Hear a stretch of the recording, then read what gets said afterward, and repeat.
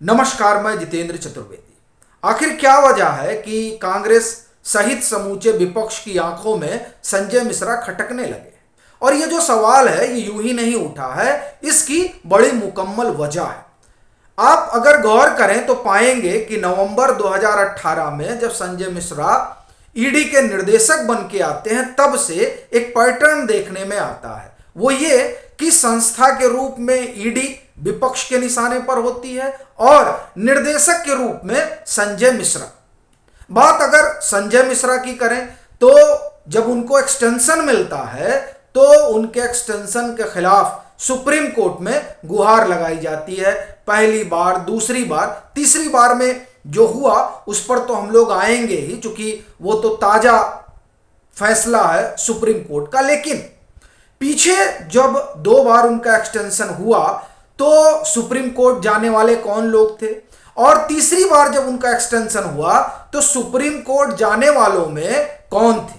और क्यों कहा जा रहा है कि कांग्रेस ही क्या इससे सबसे ज्यादा घबराई है और तृणमूल कांग्रेस? ये जो सवाल उठा है उस पर हम लोग आएंगे। लेकिन बतौर संस्था किस तरीके से ईडी पर हमला शुरू हुआ, या हम कहें कि ज्यादा हुआ संजय मिश्रा के आने के बाद, एक बारगी उस पर बात कर लेते हैं। आप देखें कि पिछले 4-5 सालों में ईडी के इस बात को लेकर चर्चा होती है कि वो विपक्ष को निशाना बना रही है, विपक्ष के लोगों को हिरासत में लिया जा रहा है, उनके ऊपर कार्रवाई की जा रही है। ये नैरेटिव बनाने की कोशिश हुई और उसी कोशिश के मातहत संसद में भी इस मसले को उठाया गया और ईडी को कटघरे में खड़ा किया गया और ये कहा गया कि दरअसल जो सत्ताधारी दल है वो ईडी का दुरुपयोग कर रहा है और इसके जरिए जो विपक्ष है उसे डरा धमका रहा है। और फिर यही बात लेकर ये लोग पहुंचते हैं सुप्रीम कोर्ट, 14 दल। और जो कुछ संसद में कहा जाता है, संजय सिंह ने बड़ी तहरीर दी थी राज्यसभा में ईडी को लेकर, और वो तमाम बातें 14 दल रखते हैं सुप्रीम कोर्ट में सीजीआई की बेंच में। अभिषेक मनु सिंह भी वकील होते हैं। फिर वहां वो तमाम आंकड़े बताए जाते हैं जो विपक्ष सारा दिन जब मीडिया से मुखातिब होता है तब बताता है, जब सदन में होता है तब बताता है। लेकिन उन आंकड़ों से उसे कुछ हासिल सुप्रीम कोर्ट में हुआ नहीं और सुप्रीम कोर्ट ने 2 टूक कह दिया कि आप क्या चाहते हैं, आप अलग हैं, क्या आप विशेष हैं? नहीं, आप भी आम इंसान हैं, आप भी यहाँ के नागरिक हैं, इसलिए जो एजेंसियां हैं वो जो प्रोसीजर उसी तरीके से कामकाज करेंगी।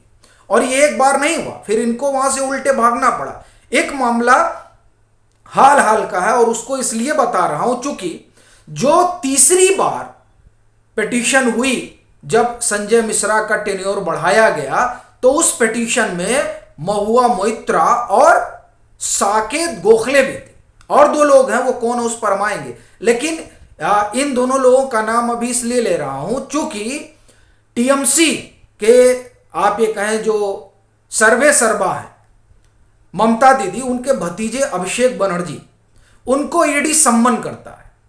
और ये सम्मन जो है वो टीचर जो रिक्रूटमेंट स्कैम है उससे जुड़ा हुआ है। उस मामले में वो राहत चाहते हैं कि जो ईडी का सम्मन हुआ उससे उनको राहत मिल जाए।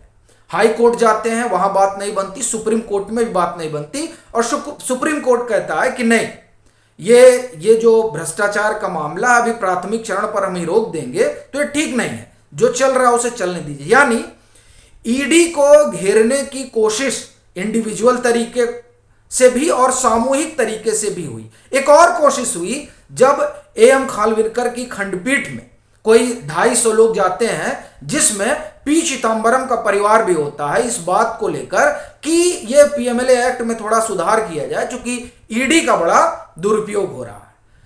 सुप्रीम कोर्ट के जज अब तो रिटायर्ड हो चुके हैं, एएम खानविलकर की पीठ ये कहती है कि नहीं, ये जैसा है सब ठीक है। यानी वहां भी औंधे मुंह गिरना पड़ता है वो उन तमाम लोगों को जो ईडी के खिलाफ एक मुहिम चला रहे होते हैं। पर जब बात आती है संजय मिश्रा को लेकर, जो निर्देशक 31 जुलाई तक रहेंगे, क्योंकि जो तीसरा एक्सटेंशन हुआ उस एक्सटेंशन को सुप्रीम कोर्ट ने अवैध घोषित कर दिया।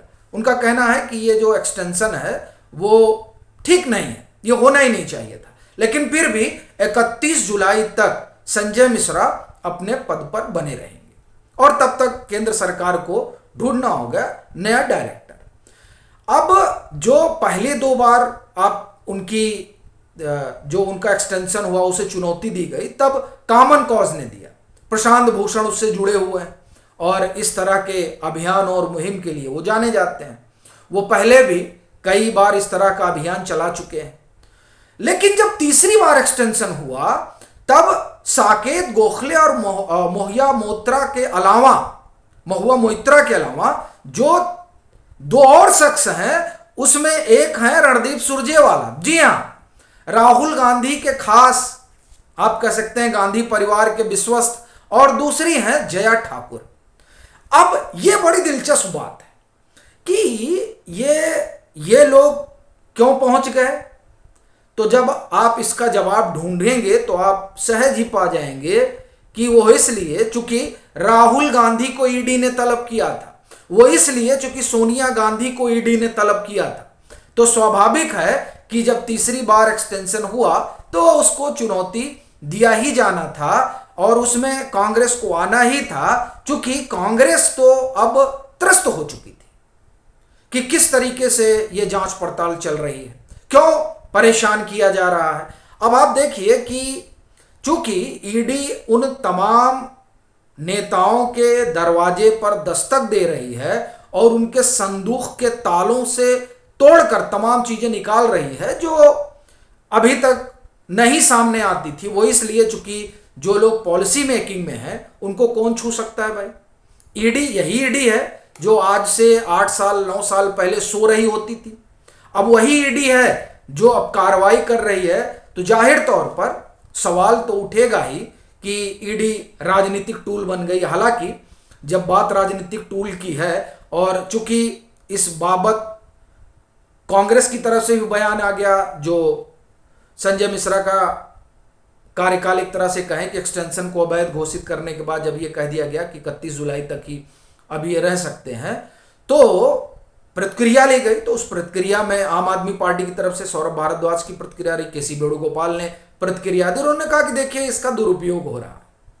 यहीं से एक सवाल उठता है कि जब सीबीआई का मामला चल रहा था मुलायम सिंह यादव के ऊपर और सीबीआई का ही मामला शुरू हुआ था लालू प्रसाद यादव के ऊपर कांग्रेस के ही दौर में, तो क्या वो एजेंसियों का दुरुपयोग नहीं था, ये सवाल उठेगा। वो क्या। अभी के लिए फिलहाल इतना ही। अगर आप मतांतर से नहीं जुड़े हैं तो जुड़ें, वीडियो को लाइक करें और खूब शेयर करें।